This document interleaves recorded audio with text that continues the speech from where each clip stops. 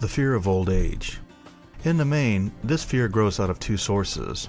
First, the thought that old age may bring with it poverty. Secondly, and by far the most common source of origin, from false and cruel teachings of the past which have been too well mixed with fire and brimstone, and other bogies cunningly designed to enslave man through fear. In the basic fear of old age, man has two very sound reasons for his apprehension. One, growing out of his distrust of his fellow man, who may seize whatever worldly goods he may possess, and the other arising from the terrible pictures of the world beyond, which were planted in his mind through social heredity before he came into full possession of his mind. The possibility of ill health, which is more common as people grow older, is the contributing cause of this common fear of old age. Eroticism also enters into the cause of the fear of old age, as no man cherishes the thought of diminishing sex attraction. The most common cause of fear of old age is associated with the possibility of poverty. Poorhouse is not a pretty word. It throws a chill into the mind of every person who faces the possibility of having to spend his declining years on a poor farm. Another contributing cause of the fear of old age is the possibility of loss of freedom and independence, as old age may bring with it the loss of both physical and economic freedom. Symptoms of the fear of old age. The commonest symptoms of this fear are the tendency to slow down and develop an inferiority complex at the age of mental maturity around the age of 40, falsely believing oneself to be slipping because of age.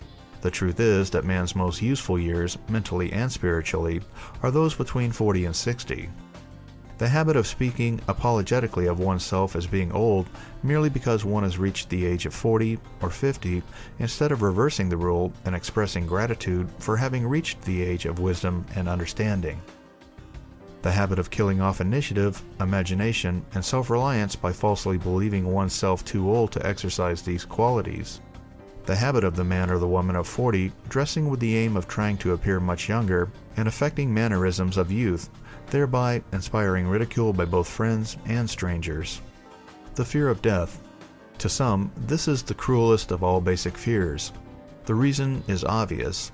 The terrible pangs of fears associated with the thought of death in the majority of cases may be charged directly to religious fanaticism.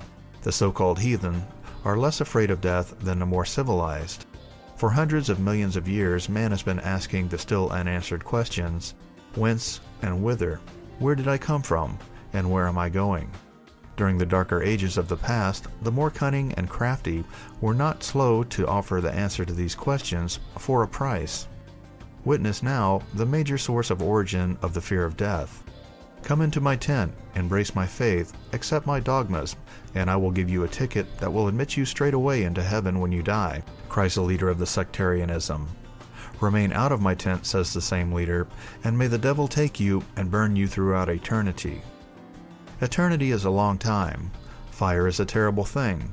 The thought of eternal punishment with fire not only causes man to fear death, it often causes him to lose his reason. It destroys interest in life and makes happiness impossible. During my research, I reviewed a book entitled A Catalogue of the Gods, in which there were listed the 30,000 gods which man has worshipped. Think of it, 30,000 of them, represented by everything from a crawfish to a man. It is little wonder that men have become frightened at the approach of death. While the religious leader may not be able to provide safe conduct into heaven, nor by lack of such provision allow the unfortunate to descend into hell, the possibility of the latter seems so terrible that the very thought of it lays hold of the imagination in such a realistic way that it paralyzes reason and sets up the fear of death. In truth, no man knows, and no man has ever known, what heaven or hell is like, nor does any man know if either place actually exists.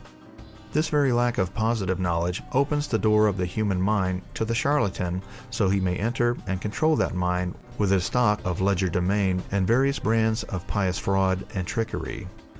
The fear of death is not as common now as it was during the age when there were no great colleges and universities. Men of science have turned the spotlight of truth upon the world, and this truth is rapidly freeing men and women from this terrible fear of death. The young men and young women who attend the colleges and universities are not easily impressed by fire and brimstone.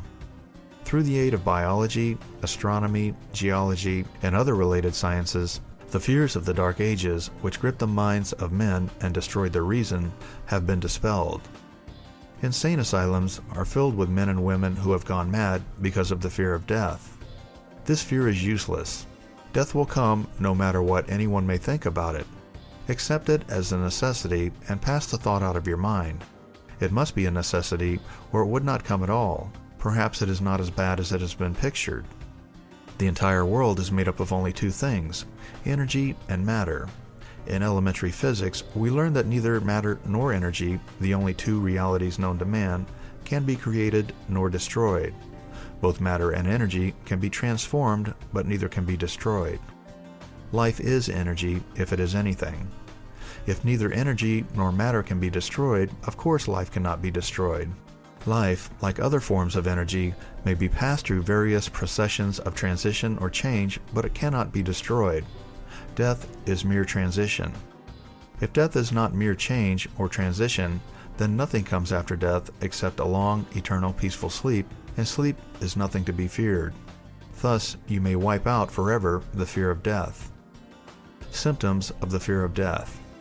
The general symptoms of this fear are the habit of thinking about dying instead of making the most of life, due generally to the lack of purpose or lack of suitable occupation. This fear is more prevalent among the aged, but sometimes the more youthful are victims of it. The greatest of all remedies for the fear of death is a burning desire for achievement, backed by useful service to others. A busy person seldom has time to think about dying. He finds life too thrilling to worry about death. Sometimes the fear of death is closely associated with the fear of poverty, where one's death would leave loved ones poverty-stricken. In other cases, the fear of death is caused by illness and a consequent breaking down of the physical body resistance. The commonest causes of fear of death are ill health, poverty, lack of appropriate occupation, disappointment over love, insanity, religious fanaticism. Old man worry. Worry is a state of mind based on fear. It works slowly but persistently. It is insidious and subtle. Step by step, it digs itself in until it paralyzes one's reasoning faculty, destroys self-confidence and initiative. Worry is a form of sustained fear caused by indecision, therefore it is a state of mind which can be controlled. An unsettled mind is helpless. Indecision makes an unsettled mind. Most individuals lack the willpower to reach decisions promptly and to stand by them after they have been made, even during normal business conditions. During periods of economic unrest, such as the world recently experienced, the individual is handicapped not alone by his inherent nature to be slow at reaching decisions, but he is influenced by the decision of others around him who have created a state of mass indecision. During the Depression, the whole atmosphere, all over the world, was filled with fearinza, or worryitis, the two mental disease germs which began to spread themselves after the Wall Street frenzy in 1929. There is only one known antidote for these germs. It is the habit of prompt and firm decision. Moreover, it is an antidote which every individual must apply for himself. We do not worry over conditions once we have reached a decision to follow a definite line of action. I once interviewed a man who was to be electrocuted 2 hours later. The condemned man was the calmest of the some 8 men who were in the death cell with him. His calmness prompted me to ask him how it felt to know that he was going into eternity in a short while. With a smile of confidence on his face, he said, "It feels just fine. Just think, brother, my troubles will be over soon. I have had nothing but trouble all my life. It has been a hardship to get food and clothing. Soon I will not need these things. I have felt fine ever since I learned for certain that I must die. I made up my mind then to accept my fate in good spirit." As he spoke, he devoured a dinner of proportions sufficient for 3 men, eating every mouthful of food brought to him and apparently enjoying it as much as if no disaster awaited him. Decision gave this man resignation to his fate. Decision can also prevent one's acceptance of undesired circumstances. The 6 basic fears become translated in a state of worry through indecision. Relieve yourself forever of the fear of death by reaching a decision to accept death as an inescapable event. Whip the fear of poverty by reaching a decision to get along with whatever wealth you can accumulate without worry. Put your foot upon the neck of the fear of criticism by reaching a decision not to worry about what other people think, do, or say. Eliminate the fear of old age by reaching a decision to accept it not as a handicap, but as a great blessing, which carries with it wisdom, self-control, and understanding not known to youth. Acquit yourself of the fear of ill health by the decision to forget symptoms. Master the fear of loss of love by reaching a decision to get along without love if that is necessary. Kill the habit of worry in all its forms by reaching a general, blanket decision that nothing which life has to offer is worth the price of worry. With this decision will come poise, peace of mind, and calmness of thought, which will bring happiness. A man whose mind is filled with fear not only destroys his own chances of intelligent action, but he transmits these destructive vibrations to the minds of all who come in contact with him and destroys also their chances. Even a dog or a horse knows when its master lacks courage. Moreover, a dog or horse will pick up the vibration of fear thrown off by its master and behave accordingly. Lower down the line of intelligence in the animal kingdom, one finds the same capacity to pick up the vibrations of fear. A honeybee immediately senses fear in the mind of a person for some reasons unknown. A bee will sting the person whose mind is releasing the vibration of fear much more readily than it will molest a person whose mind registers no fear. The vibrations of fear pass from one mind to another just as quickly and surely as the sound of the human voice passes from the broadcasting station to the receiving set of a radio, and by the self-same medium. Mental telepathy is a reality. Thoughts pass from one mind to another voluntarily, whether or not this fact is recognized by either the person releasing the thoughts or the persons who pick up those thoughts. The person who gives expression by word of mouth to negative or destructive thoughts is practically certain to experience the results of those words in the form of a destructive kickback.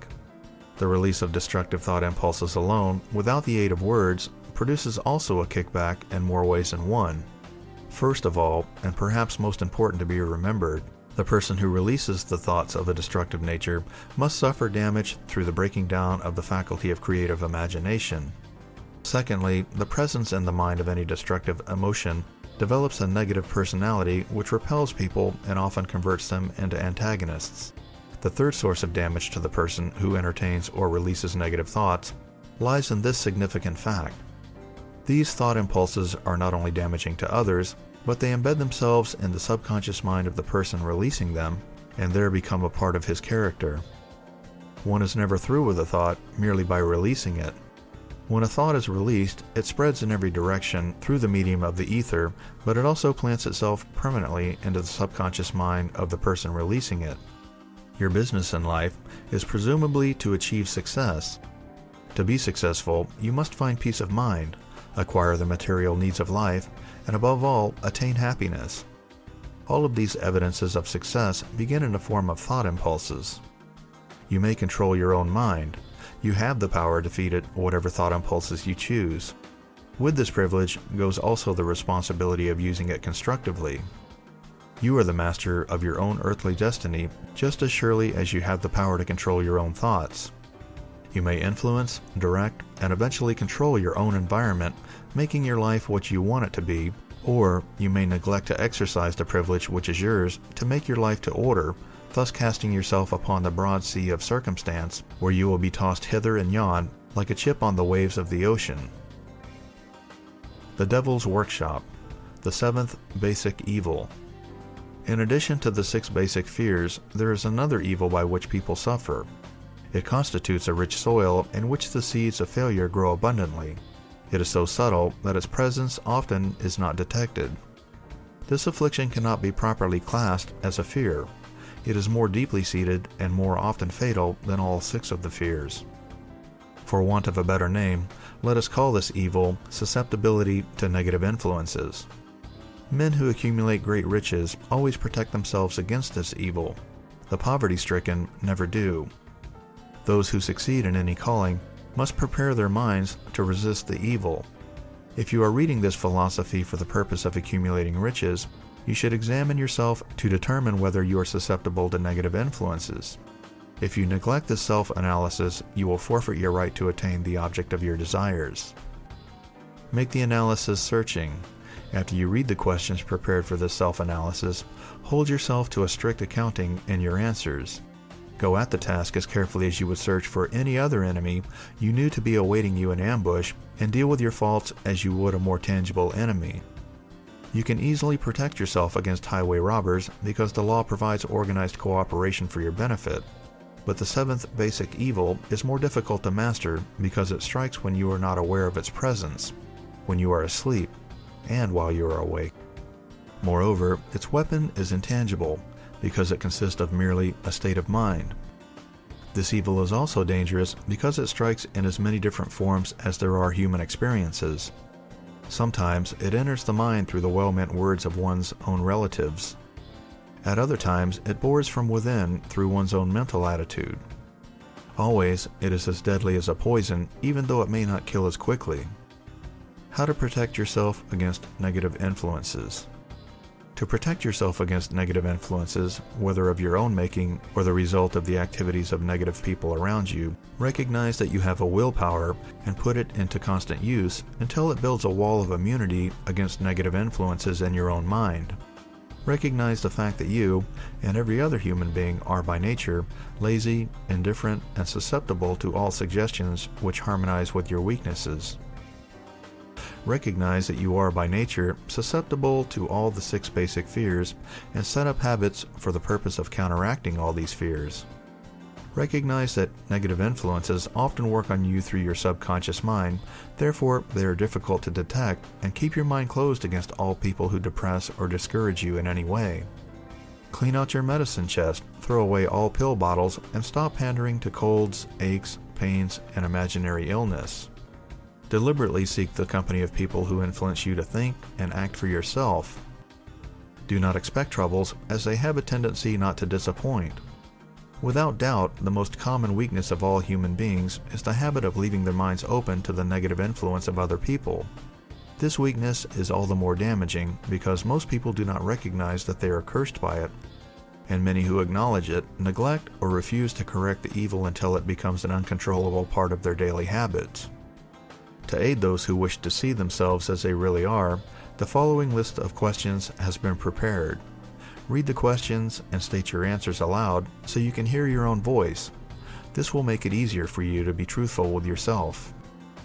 Self-analysis test questions. Do you often complain of feeling bad, and if so, what is the cause? Do you find fault with other people at the slightest provocation? Do you frequently make mistakes in your work, and if so, why?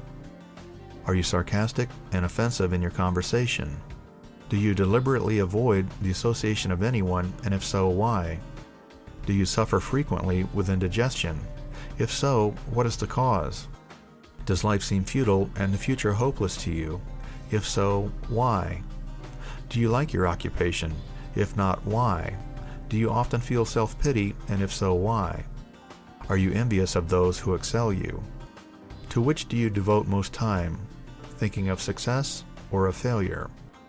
Are you gaining or losing self-confidence as you grow older? Do you learn something of value from all mistakes?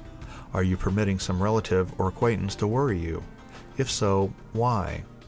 Are you sometimes in the clouds and at other times in the depths of despondency? Who has the most inspiring influence upon you? What is the cause? Do you tolerate negative or discouraging influences which you can avoid? Are you careless of your personal appearance? If so, when and why?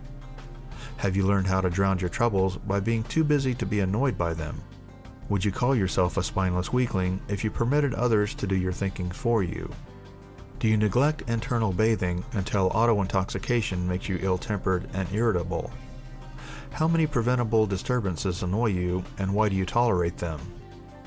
Do you resort to liquor, narcotics, or cigarettes to quiet your nerves? If so, why do you not try willpower instead? Does anyone nag you, and if so, for what reason? Do you have a definite major purpose, and if so, what is it, and what plan have you for achieving it? Do you suffer from any of the 6 basic fears? If so, which ones? Have you a method by which you can shield yourself against the negative influence of others? Do you make deliberate use of autosuggestion to make your mind positive? Which do you value most, your material possessions or your privilege of controlling your own thoughts? Are you easily influenced by others against your own judgment? Has today added any value to your stock of knowledge or state of mind? Do you face squarely the circumstances which make you happy or sidestep the responsibility? Do you analyze all mistakes and failures and try to profit by them, or do you take the attitude that this is not your duty? Can you name 3 of your most damaging weaknesses? What are you doing to correct them? Do you encourage other people to bring their worries to you for sympathy? Do you choose from your daily experiences lessons or influences which aid in your personal advancement? Does your presence have a negative influence on other people as a rule? What habits of other people annoy you most? Do you form your own opinions or permit yourself to be influenced by other people? Have you learned how to create a mental state of mind with which you can shield yourself against all discouraging influences? Does your occupation inspire you with faith and hope? Are you conscious of possessing spiritual forces of sufficient power to enable you to keep your mind free from all forms of fear? Does your religion help you keep your own mind positive? Do you feel it is your duty to share other people's worries? If so, why? If you believe that birds of a feather flock together, what have you learned about yourself by studying the friends whom you attract? What connection, if any, do you see between the people with whom you associate most closely and any unhappiness you may experience? Could it be possible that some person whom you consider to be a friend is in reality your worst enemy because of his negative influence on your mind? By what rules do you judge who is helpful and who is damaging to you? Are your intimate associates mentally superior or inferior to you? How much time out of every 24 hours do you devote to A. Your occupation, B. Sleep, C. Play and relaxation, D. Acquiring knowledge, and E. Plain waste? Who among your acquaintances A. Encourages you most, B. Cautions you most, C. Discourages you most, D. Helps you most in other ways? What is your greatest worry? Why do you tolerate it? When others offer you free, unsolicited advice, do you accept it without question or analyze their motive? What above all else do you most desire? Do you intend to acquire it? Are you willing to subordinate all other desires for this one? How much time daily do you devote to acquiring it? Do you change your mind often? If so, why? Do you usually finish everything you begin? Are you easily impressed by other people's business or professional titles, college degrees, or wealth? Are you easily influenced by what other people think or say of you? Do you cater to people because of their social or financial status? Whom do you believe to be the greatest person living? In what respect is this person superior to yourself? How much time have you devoted to studying and answering these questions? At least one day is necessary for the analysis and the answering of the entire list. If you have answered all these questions truthfully, you know more about yourself than a majority of people. Study the questions carefully and come back to them once a week for several months and be astounded at the amount of additional knowledge of great value to yourself you will have gained by the simple method of answering the questions truthfully. If you are not certain concerning the answers to some of the questions, seek the counsel of those who know you well, especially those who have no motive in flattering you, and see yourself through their eyes. The experience will be astonishing. You have absolute control over but one thing, and that is your thoughts. This is the most significant and inspiring of all facts known to man. It reflects man's divine nature. This divine prerogative is the sole means by which you may control your own destiny. If you fail to control your own mind, you may be sure you will control nothing else. If you must be careless with your possessions, let it be in connection with material things. Your mind is your spiritual estate. Protect it and use it with the care to which divine royalty is entitled. You were given a willpower for this purpose. Unfortunately, there is no legal protection against those who, either by design or ignorance, poison the minds of others by negative suggestion.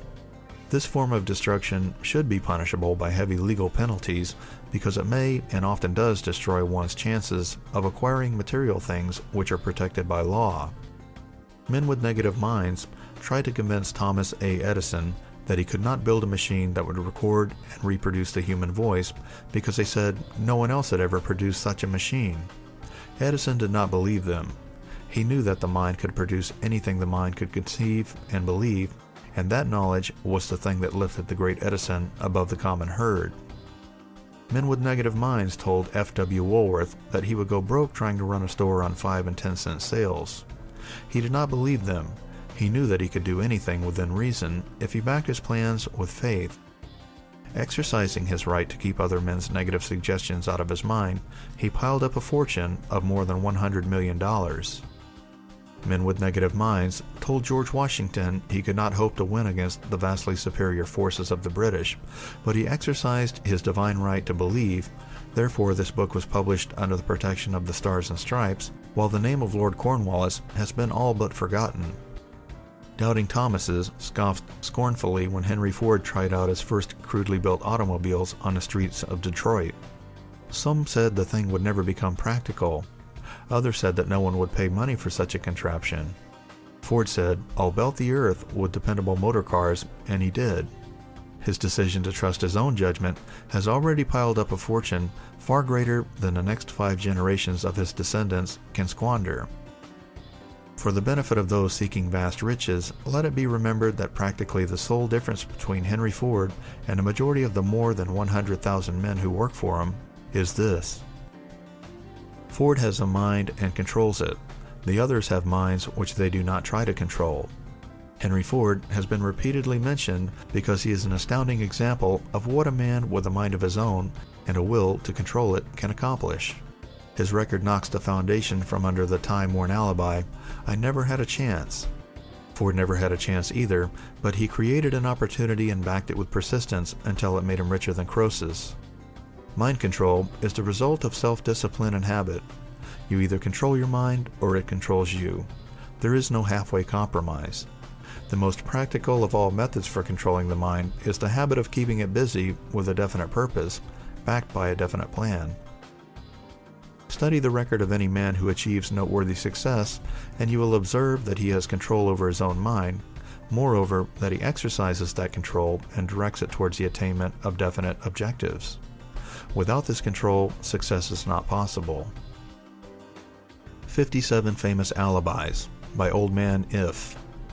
People who do not succeed have one distinguishing trait in common. They know all the reasons for failure and have what they believe to be airtight alibis to explain their own lack of achievement. Some of these alibis are clever, and a few of them are justifiable by the facts. But alibis cannot be used for money. The world wants to know only one thing. Have you achieved success? A character analyst compiled a list of the most commonly used alibis. As you read the list, examine yourself carefully and determine how many of these alibis, if any, are your own property. Remember, too, the philosophy presented in this book makes every one of these alibis obsolete. If I didn't have a wife and family, if I had enough pull, if I had money, if I had a good education, if I could get a job, if I had good health, if I only had time, if times were better, if other people understood me, if conditions around me were only different, if I could live my life over again, if I did not fear what they would say, if I had been given a chance, if I now had a chance, if other people didn't have it in for me, if nothing happens to stop me, if I were only younger, if I could only do what I want, if I had been born rich, if I could meet the right people, if I had the talent that some people have, if I dared assert myself, if I had only embraced past opportunities, if people didn't get on my nerves, if I didn't have to keep house and look after the children, if I could save some money, if the boss only appreciated me, if I only had somebody to help me, if my family understood me, if I lived in a big city, if I could just get started, if I were only free, if I had the personality of some people, if I were not so fat, if my talents were known, if I could just break free, if I could just get out of debt, if I hadn't failed, if I only knew how, if everybody didn't oppose me, if I didn't have so many worries, if I could marry the right person, if people weren't so dumb, if my family were not so extravagant, if I were sure of myself, if luck were not against me, if I had not been born under the wrong star, If it were not true that what is to be will be, if I did not have to work so hard, if I hadn't lost my money, if I lived in a different neighborhood, if I didn't have a past, if I only had a business of my own, if other people would only listen to me, if, and this is the greatest of them all, I had the courage to see myself as I really am, I would find out what is wrong with me and correct it. Then I might have a chance to profit by my mistakes and learn something from the experience of others, for I know that there would be something wrong with me, or I would now be where I would have been if I had spent more time analyzing my weaknesses and less time building alibis to cover them. Building alibis with which to explain away failure is a national pastime. The habit is as old as the human race and is fatal to success. Why do people cling to their pet alibis? The answer is obvious. They defend their alibis because they create them. A man's alibi is the child of his own imagination. It is human nature to defend one's own brainchild. Building alibis is a deeply rooted habit. Habits are difficult to break, especially when they provide justification for something we do. Plato had this truth in mind when he said, "The first and best victory is to conquer self. To be conquered by self is, of all things, the most shameful and vile." Another philosopher had the same thought in mind when he said, "It was a great surprise to me when I discovered that most of the ugliness I saw in others was but a reflection of my own nature." "It has always been a mystery to me," said Elbert Hubbard, "why people spend so much time deliberately fooling themselves by creating alibis to cover their weaknesses. If used differently, this same time would be sufficient to cure the weakness, and then no alibis would be needed." In parting, I would remind you that life is a checkerboard, and the player opposite you is time. If you hesitate before moving, or neglect to move promptly, your men will be wiped off the board by time. You are playing against a partner who will not tolerate indecision. Previously, you may have had a logical excuse for not having forced life to come through with whatever you ask, but the alibi is now obsolete because you are in possession of the master key that unlocks the door to life's bountiful riches. The master key is intangible, but it is powerful. It is the privilege of creating in your own mind a burning desire for a definite form of riches. There is no penalty for the use of the key, but there is a price you must pay if you do not use it. The price is failure. There is a reward of stupendous proportions if you put the key to use. It is the satisfaction that comes to all who conquer self and force life to pay whatever is asked. The reward is worthy of your effort. Will you make the start and be convinced? "If we are related," said the immortal Emerson, "we shall meet." In closing, may I borrow his thought and say, if we are related, we have through these pages met.